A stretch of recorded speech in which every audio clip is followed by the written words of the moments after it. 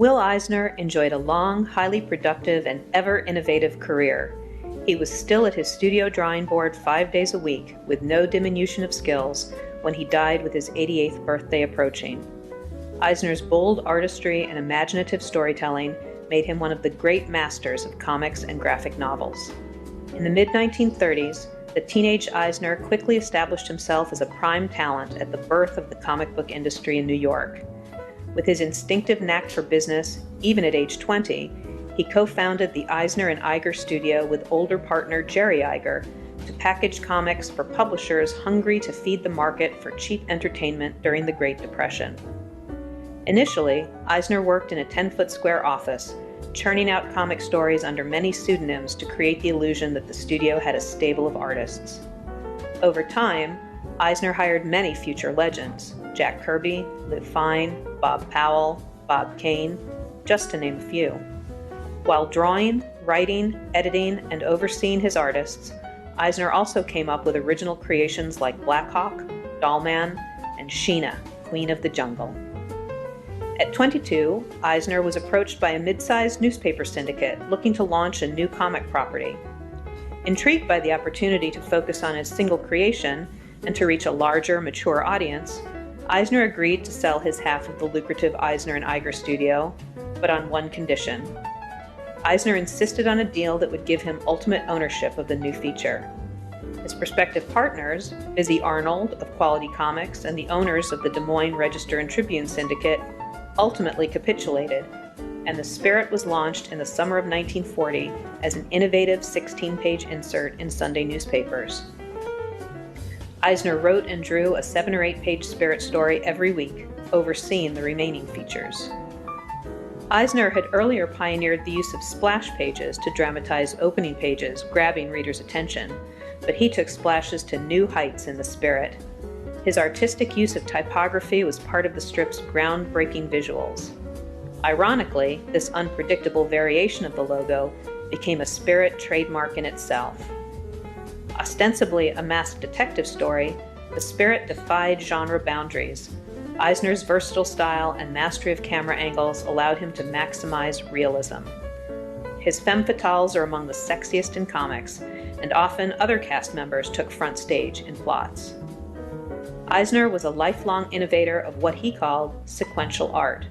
Harvey Kurtzman, himself a giant in the field, called Eisner the greatest of the early comic book artists.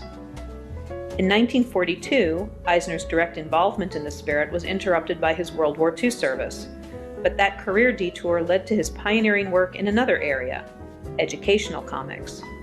As a chief warrant officer at the Pentagon, he produced humorous, inspirational posters, as well as comics-based how-tos in firepower and Army motors.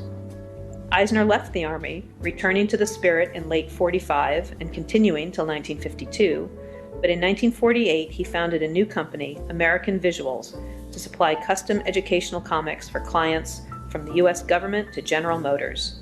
And for 2 full decades, from 1951 on, he worked again for the U.S. Army, producing PS, the Preventive Maintenance Monthly magazine. In 1971, around the time he was leaving PS, he discovered Underground Comics, produced by young hippie cartoonists for their pot-smoking counterculture peers, and fully expected to shock and repulse any middle-aged person.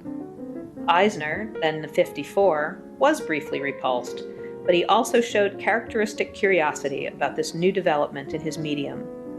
The underground model had much that appealed: complete editorial freedom, no subject restriction, creator-owned copyrights, royalties, not flat rates, original art kept by the artists, and the comics sold on a non-return basis.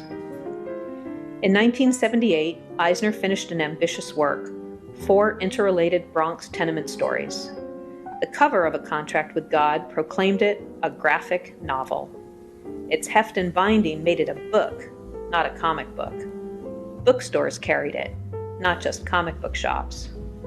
Part painful autobiography with sexual frankness, literary pretensions, and characters of ambiguous morality, A Contract with God inspired countless ambitious cartoonists to think outside the comics box. Graphic novels soon became the fastest-growing form of literature, with a substantial section in nearly every bookstore. In between A Contract with God in 1978 and The Plot, published posthumously in 2005, Eisner created nearly 20 additional graphic novels, at an age when most of his contemporaries had long retired.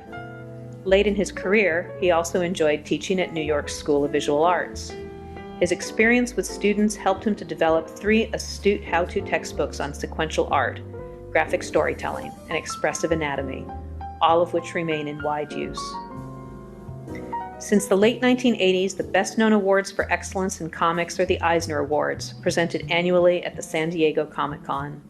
But as much as he enjoyed seeing his own name used to distinguish mostly younger award winners, he never forgot those who came before him. Illustrators such as J.C. Leyendecker and cartoonists like Milton Caniff and Elzie Segar in particular were big influences on Eisner, and the ranks of the Society of Illustrators embodied his heroes. Nothing would please him more than being inducted into its Hall of Fame.